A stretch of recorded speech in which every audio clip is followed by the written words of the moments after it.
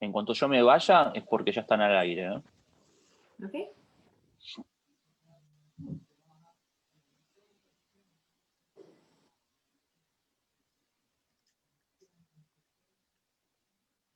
En cuanto yo me vaya,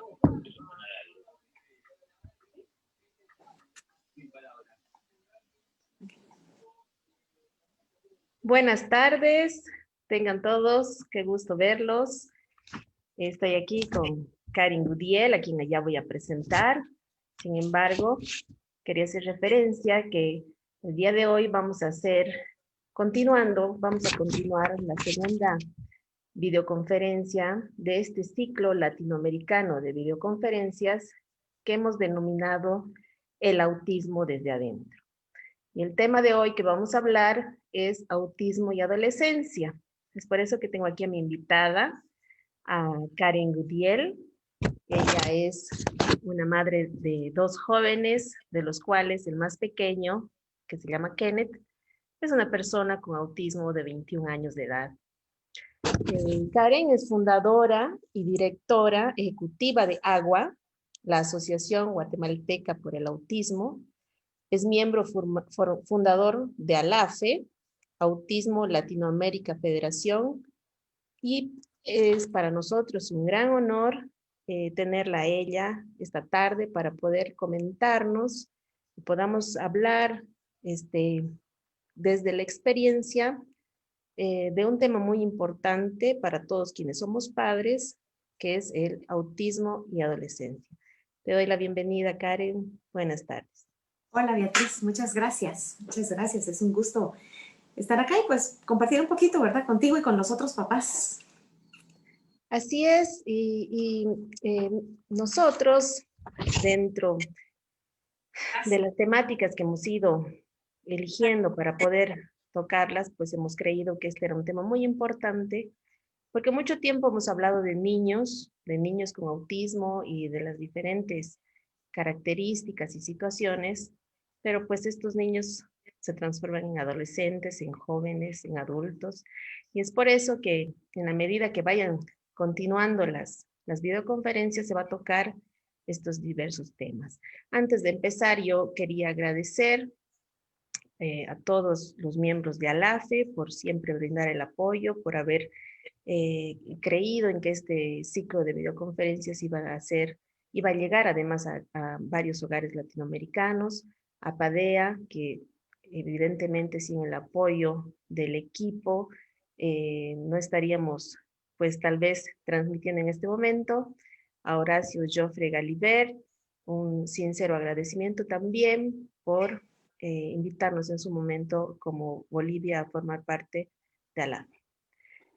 Entrando en el tema, Karen, yo sé, como ya lo hemos manifestado, Kenneth tiene actualmente 21 años y me imagino que transitar su paso de la niñez a la adolescencia, perdón, por ahí en su momento tenía varias incógnitas, como a todos nos pasa, ¿no? Entonces, desde tu experiencia, quisiera un poquito que nos pudieras hablar sobre la sexualidad y la importancia de tocar la sexualidad en personas con autismo. Pues justo como tú decías, ¿verdad? En este proceso de transición de niños a la adultez, que es precisamente la entrada esta, pues la pubertad y la adolescencia es como la antesala, ¿verdad? Como la pista de despegue hacia lo que va a ser el resto de la vida. Nos ponemos muy nerviosos porque, de hecho, creo que con cualquier niño que comienza en ese espacio de transición, nos ponemos nerviosos porque pues sabemos que es una época en la que sufren muchos cambios. Y estos cambios, pues no sabemos, y creo que por experiencias propias y por cómo nosotros también lo hemos vivido y por todas las ideas y todo lo que le atribuimos a ese proceso, nos pone nerviosos. De hecho, para mí, esperar que Kenneth pasara por ese periodo me generaba temor, ansiedad, incertidumbre. Es más bonito cuando son pequeños y los cargas y los moves del lugar y de una forma u otra los podés apoyar más fácilmente. Un muchacho que su cuerpo comienza a crecer, pues no es sencillo apoyarlo, ¿verdad? O sea, el reto se vuelve un poco más grande. Entonces, ahí es donde se hace mucho más relevante, digamos, la búsqueda del apoyo, precisamente para ir comprendiendo cómo vamos a ir orientando esta etapa.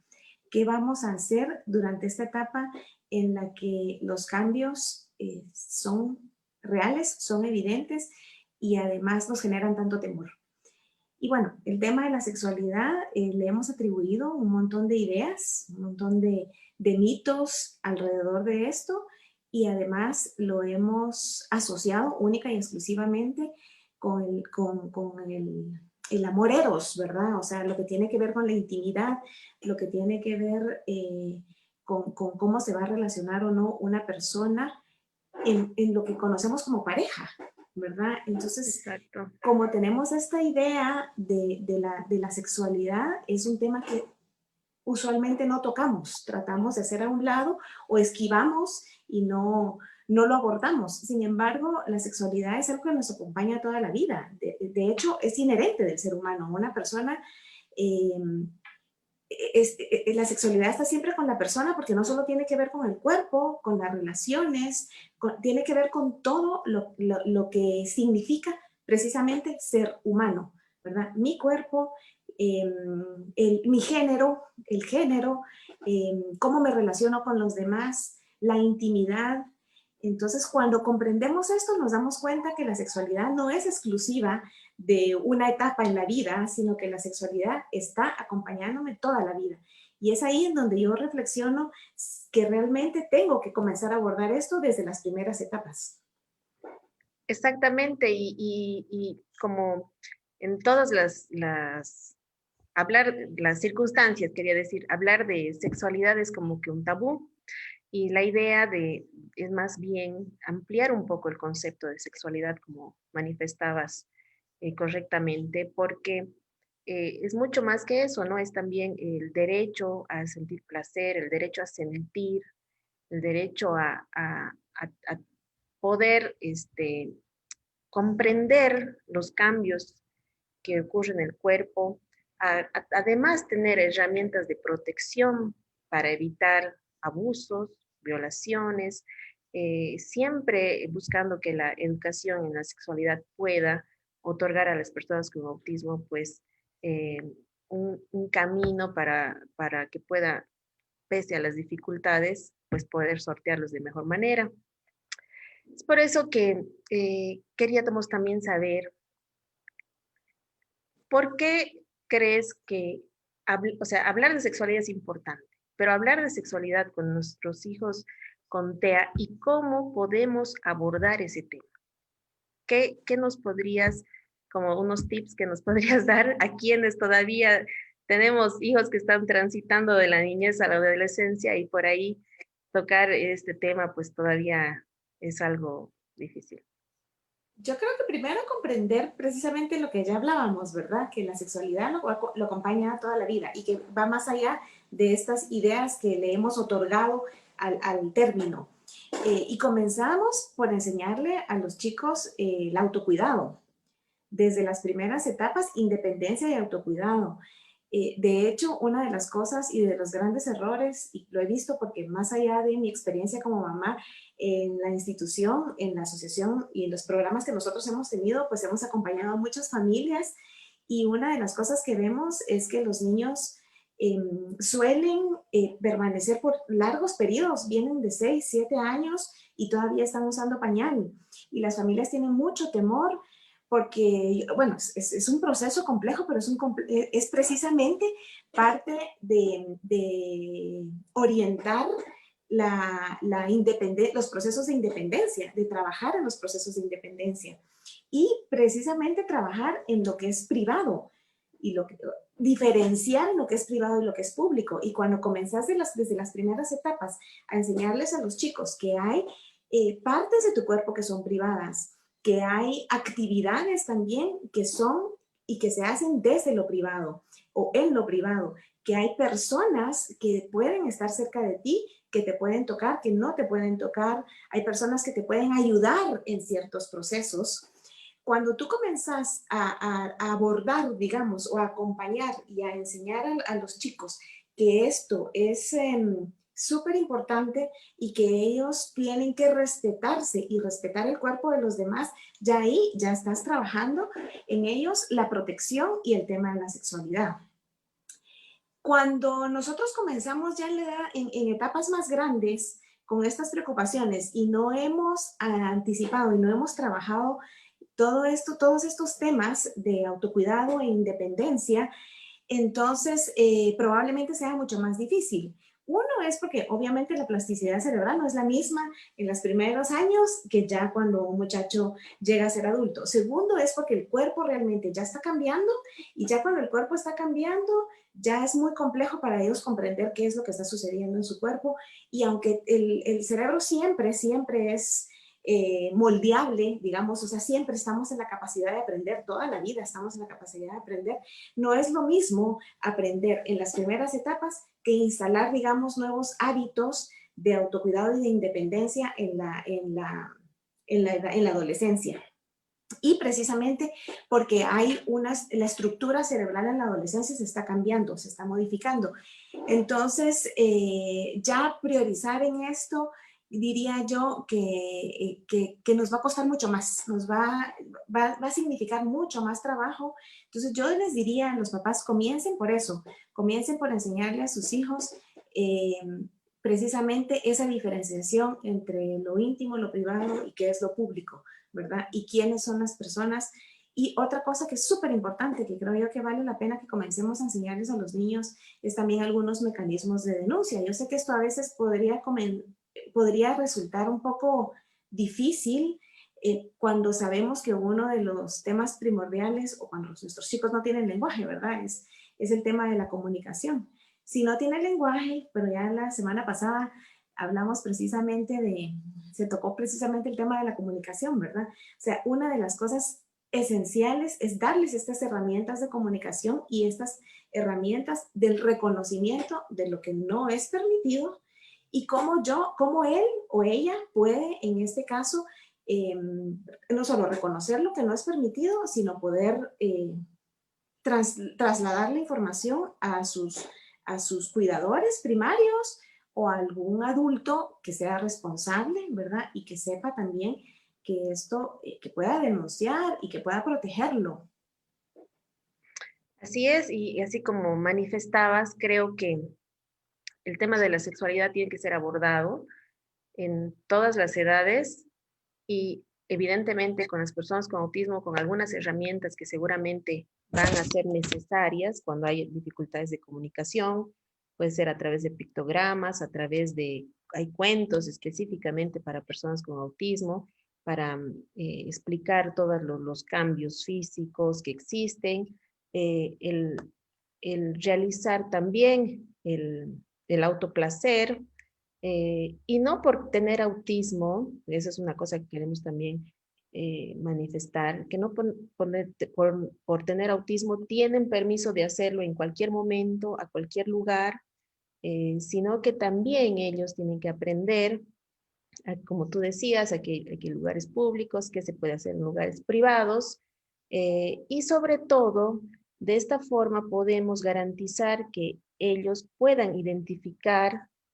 tal vez situaciones que puedan ser, que puedan llevar al abuso. El otro día participaba de un evento internacional y decían que el 80% de las personas con discapacidad llega a sufrir algún tipo de abuso sexual.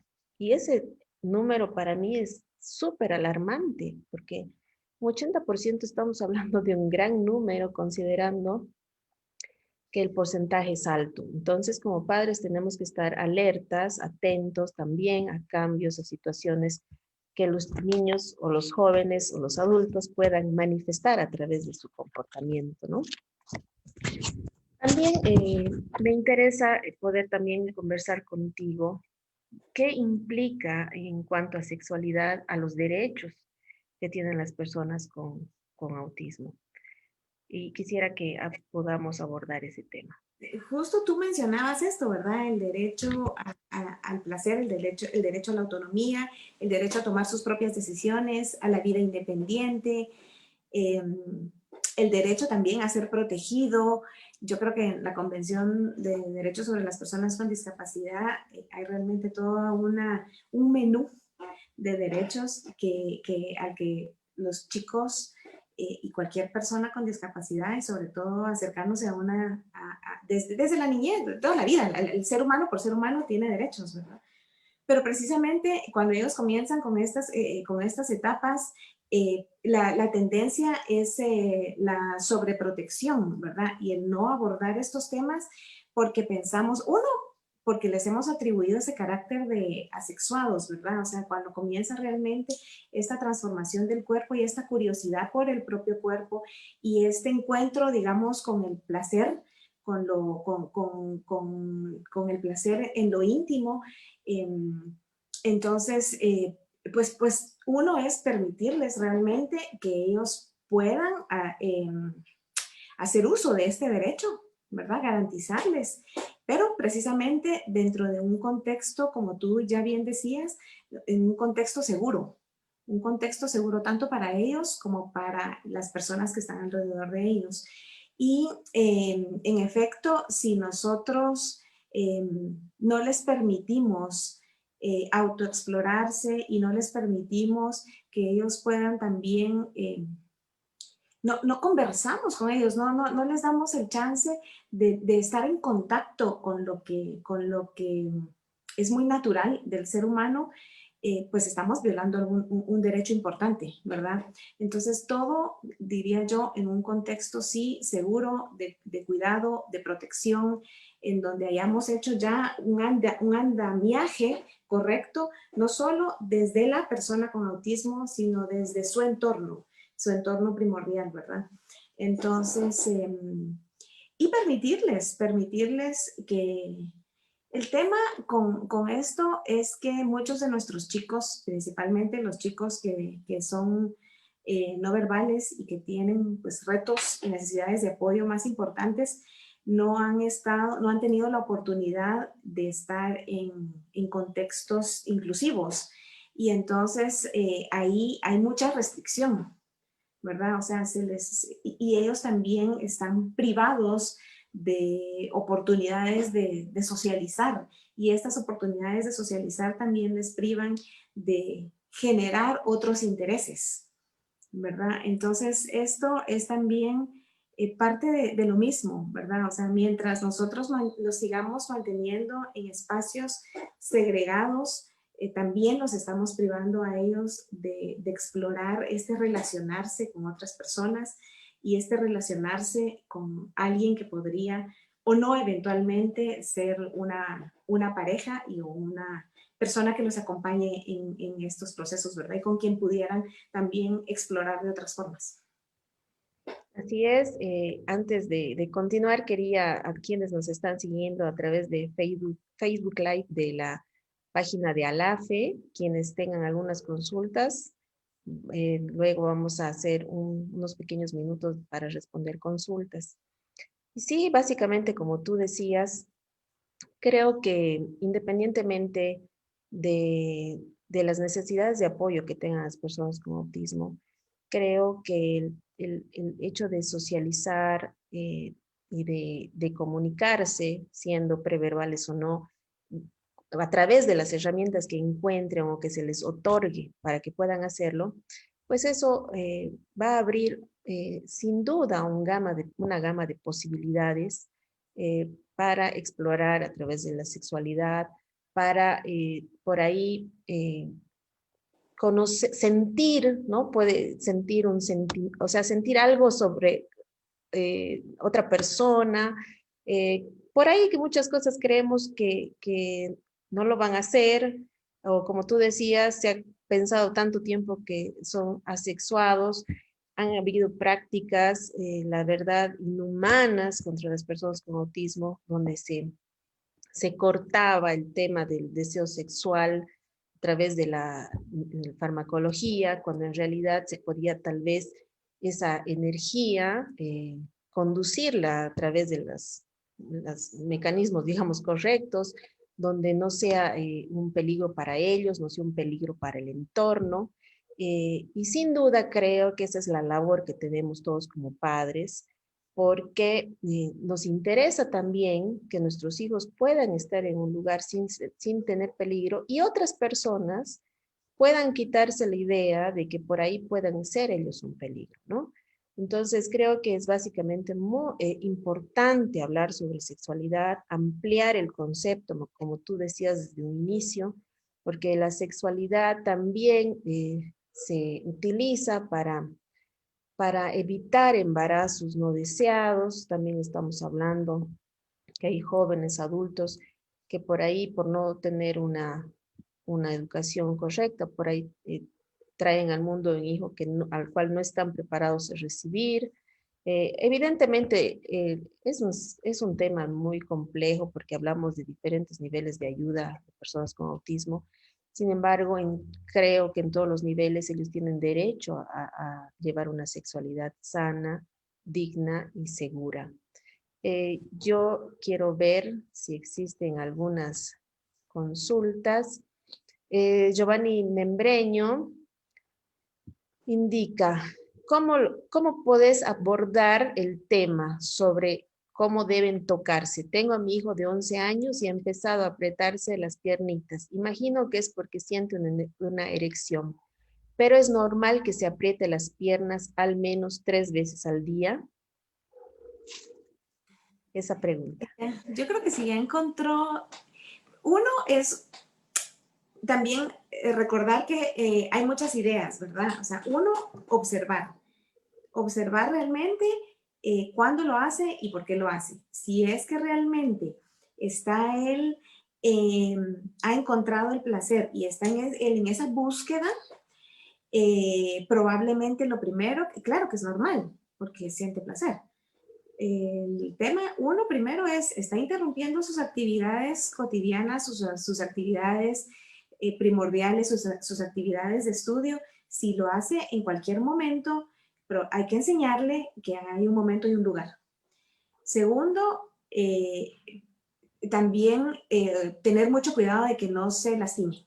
¿Cómo lo está haciendo? ¿Verdad? O sea, pero sí considerar que esas primeras etapas, cuando ellos comienzan a explorarse, hay que observar muy bien, porque muchas veces, como el tema nos da mucho temor, ya le atribuimos a que él está en una búsqueda de placer y probablemente es algo más que está sucediendo. Probablemente hay una infección, hay cualquier otra cosa que no tenga que ver con la búsqueda de placer y nosotros ya le estamos atribuyendo. Entonces, primero, observar. Y segundo, enseñarle que hay un momento y un lugar. Y tercero, es darse cuenta que evidenciar que no sea una actividad que le está interrumpiendo otras actividades y que no es que está escandalizando. Y una cosa súper importante es eso, que tendemos los adultos y los cuidadores y la gente que estamos alrededor es darle un carácter de respuesta escandalosa.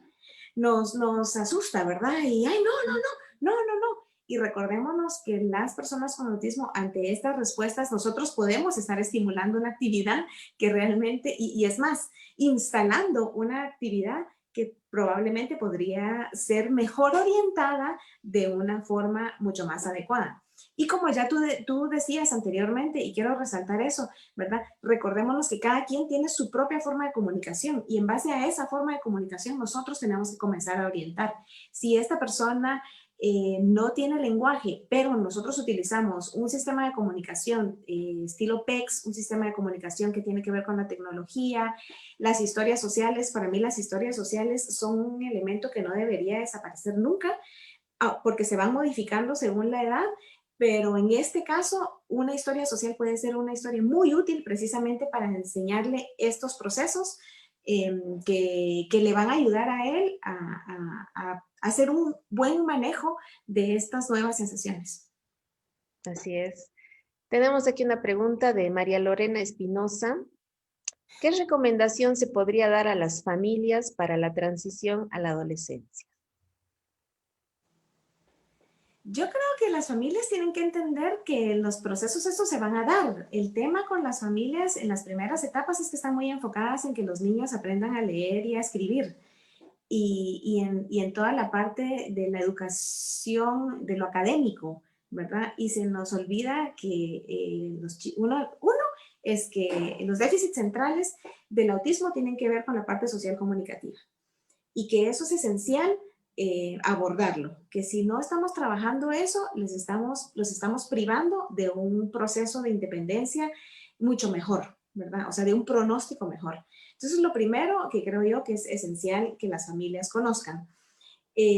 Segundo, es que comiencen precisamente a hacer una especie de andamiaje para estos procesos nuevos que vienen, sí o sí vienen, pues, ¿verdad? No podemos detener el tiempo.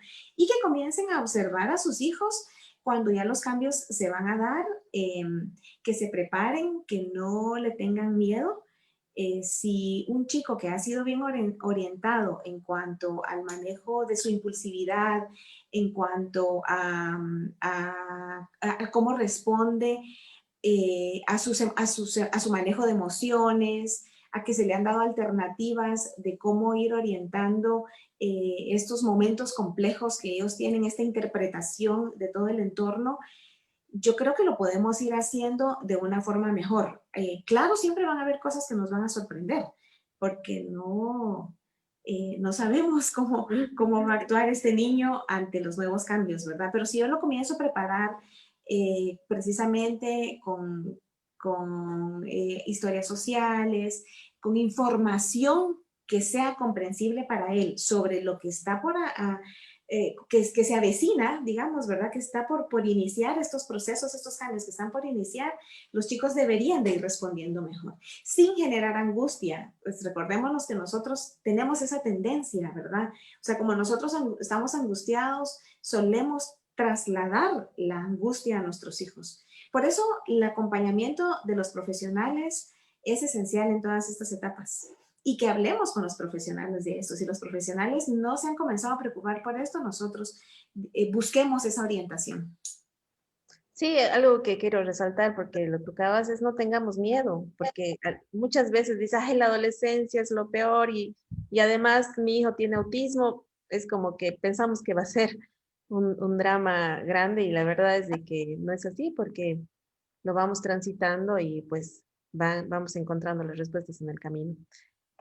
Ahora, Huitrón dice, uno de los problemas es que es que al ser no verbales, creemos como padres que no comprenden lo que les vas a explicar sobre educación sexual.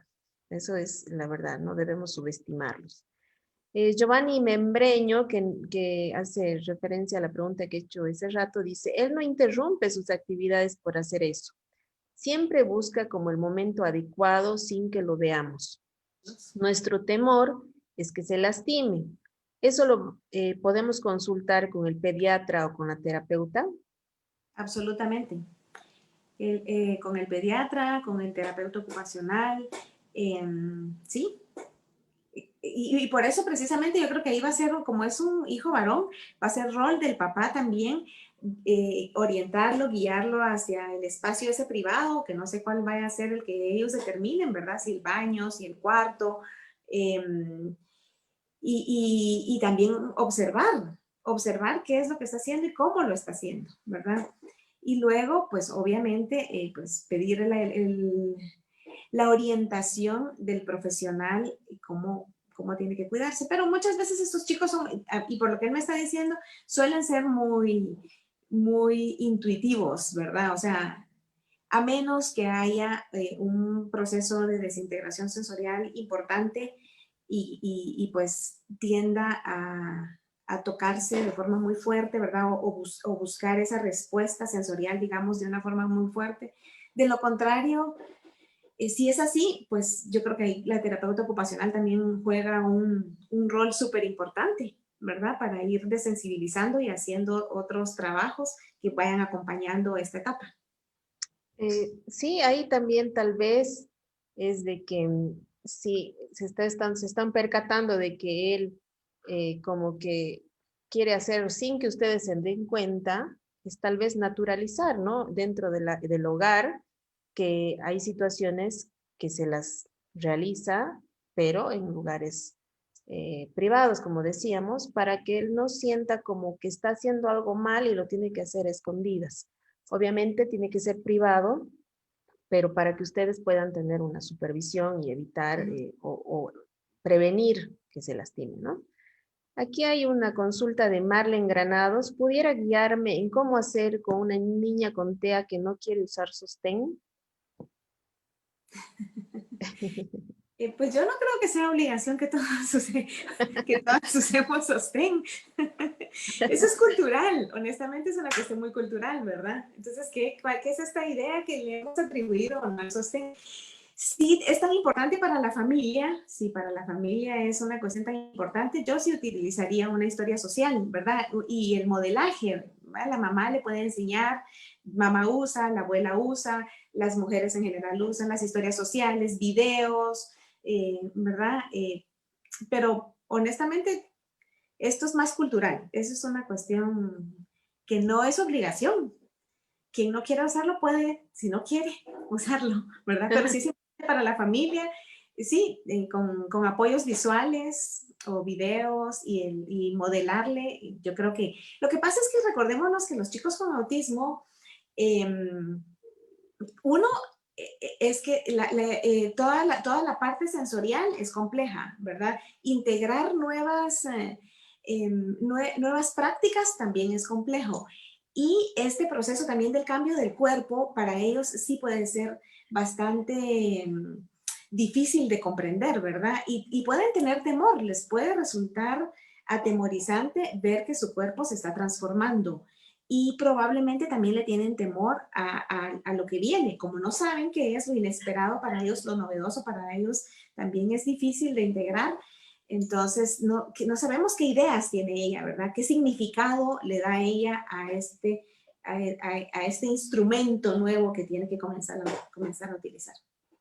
Yo creo que ahí también se debería valorar cuánto le afecta en cuanto a la sensibilidad, porque puede ser algo agresivo, digamos, intentar ponerlo de un día al otro. Se puede trabajar, hacer como un ensayo, digamos, ¿no? 5 minutos, 10 minutos, ir ampliando. Otra cosa que se puede también hacer es utilizar tal vez uno que sea deportivo, no tal vez un tradicional eh, que, que se usa normalmente para vestir, sino algo más cómodo como una polerita, un top. Entonces, siempre buscando alternativas para no generar ansiedad o frustración por algo que tal vez incorporarlo sea de un momento a otro un poco violento, ¿no? Ahora, y la última pregunta de ahora Guitrón, de Guatemala. Nuestra responsabilidad es regular la conducta, ya que a ellos les cuesta saber hasta dónde o el límite de la autoestimulación. Es un comentario que hace ahora. Yo creo que los límites todos los necesitamos límites, pero hay que comprender a qué límites nos referimos, ¿verdad? Si es un niño o un muchacho que probablemente pasa muchas horas o repitiendo esto muy frecuentemente en el día, yo me atrevería a decir que es muy probable que su tiempo esté demasiado libre, que él tenga mucho tiempo libre y obviamente en donde ya encontró el placer y además se está autoestimulando porque esta puede convertirse en una actividad de autoestimulación, además muy placentera, entonces sí puede ser que permanezca mucho tiempo en eso. Entonces, claro que sí, ahí es importante otro tipo de intervención, ¿verdad? Pero considerar que como cualquier adolescente, el tema con nosotros adolescentes, bueno, ahorita que estamos en cuarentena, digamos que se está volviendo muy difícil para las familias en general, porque integrar el trabajo en casa de las madres, de papás, todos los chicos en casa, probablemente el apoyo que estaba viniendo a casa tampoco está viniendo, entonces todas las actividades está a veces complicado mantener a los chicos con autismo en unas dinámicas más de la familia, ¿verdad? Porque requiere de mucho esfuerzo, requiere de estarlos acompañando, de estarlos orientando. Entonces, yo diría que hay que procurar porque este jovencito tenga más actividades, organizarle bien sus horarios del día y efectivamente, pues nuevamente, el momento y el lugar para cada actividad, ¿verdad? Pero yo sí pienso que cuando los muchachos están en esta actividad de forma muy recurrente, es probable que no tengan mucho que hacer durante el día. Y alguien por ahí decía, una persona con autismo desocupada, espérate cualquier cosa, ¿verdad? O sea, suelen autoestimularse, pues. Sí, así es. Bueno, solo para no dejar a esta mamá con una consulta, Verónica Toscani dice, soy mamá soltera de un adolescente de 14 años con TEA. Él tiene erecciones, noto cambios en su carácter, pero hasta ahora no manifiesta interés en tocarse. ¿Es posible que la medicación esté inhibiendo sus sensaciones? Su psiquiatra dice que no lo cree. No, yo tampoco lo creo. Yo creo que simple y sencillamente no lo necesita, no tiene curiosidad, no, simple y sencillamente no hay una necesidad de tocarse y lo va a hacer cuando lo necesite o cuando lo descubra, ¿verdad? Y si no lo descubre, está bien también, ¿verdad? Y no, esto no quiere decir que tenga que hacerlo, ni que tenga que suceder, ¿verdad? El día que lo descubra va a hacerlo y pues bueno, mientras tanto es el momento de prepararlo.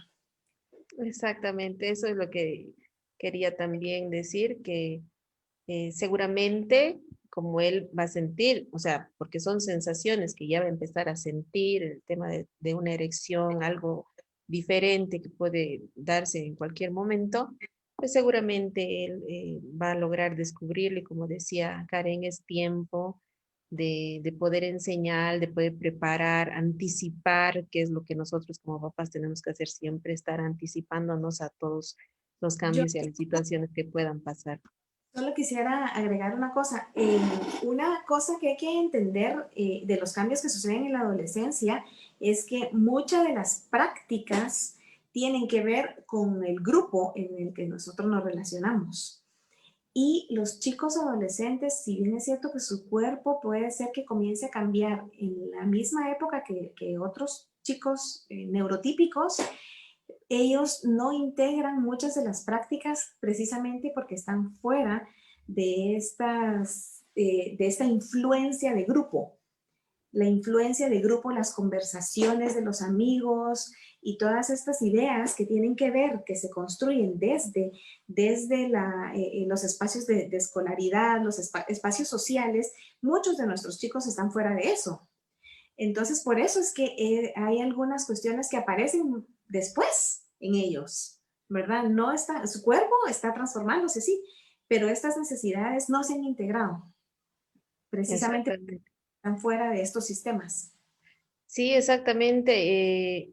Es lo que, además, hay muchas preguntas. La verdad que es un tema muy, muy complejo, que a veces nos deja con sabor a querer saber más. Solo para poder comentar algo que decía, el deseo sexual siempre aparece o en personas con TEA, o hay personas con TEA que no lo manifiestan. Creo yo que, que no sé si tanto como deseo, pero sí como una sensación de placer, de satisfacción, eh, puede manifestarse, en realidad es lo que se manifiesta, y el deseo, pues creo que tiene que estar compuesto de otras cosas más, además, ¿no? La participación de otra persona. Entonces, creo que para nosotros es importante poder enseñar el sentimiento o guiarlos en el sentimiento de sentir placer, de cuidarse, de protegerse. Si surge lo otro, pues ya habrá de que manejarlo, tendría que haber también el compromiso de la otra persona. Sí queremos dejar claro que hay personas con autismo que logran formar hogares, que logran tener hijos, familias, pueden disfrutar de una sexualidad plena, porque han logrado desarrollar el tema de la comunicación, la socialización, pero también hay otros que tienen dificultades de hacerlo, pero tienen derecho a también a manifestarlo cuando lo sientan o lo crean necesario, ¿no? Eso era para cerrar. Yo no sé si Karen querías decir algo más. Yo creo que sentirlo y manifestarlo también de sus formas propias, ¿verdad? Así Porque es. precisamente como tú decías, el deseo tiene más que ver con la participación de alguien más y no por fuerza la sexualidad tiene que ver con la participación de alguien más, ni la Exactamente. intimidad tiene que ver con la participación de alguien más, ¿verdad? Entonces hay formas muy únicas, muy propias que deben de ser respetadas, ¿verdad? Así es. Bueno, la verdad es de que hay mucha tela por cortar todavía. Seguramente vamos a tocarle en otro de los ciclos que tengamos de videoconferencias. Para mí ha sido un placer conversar contigo. Karen, te conozco virtualmente hace mucho tiempo y habrá el momento de conocernos físicamente. Te agradezco mucho y bueno, espero tus palabras para la despedida. No, muchas gracias a ti. También, Beatriz, un saludo hasta tu país y un saludo para quienes nos están viendo. La verdad es que siempre es un gusto y un privilegio compartir con otra mamá y también escuchar y leer ahí a las otras familias, padres y madres que tienen, que están pasando por esto, ¿verdad? Yo siempre digo que los corazones se nos unen, no importa en qué país del mundo estemos, si somos papás de chicos con autismo y con discapacidad, porque de una forma u otra nuestras luchas, nuestras batallas son muy similares. Así es que gracias y bueno, seguiremos ahí acompañando a LAFE estos encuentros que se van a seguir dando en el resto del año. Sí, para anticipar, la siguiente semana hablaremos sobre autismo y adultez, un tema creo que lo debemos abordar, porque como les decía, nuestros niños van creciendo y es importante conocer ahora para ver qué acciones, qué medidas se pueden tomar, qué exigir al Estado para poder garantizar una calidad de vida en cualquier edad de nuestros hijos. Muchísimas gracias. Nos vemos en la siguiente entrega. Gracias. Chao, Cari.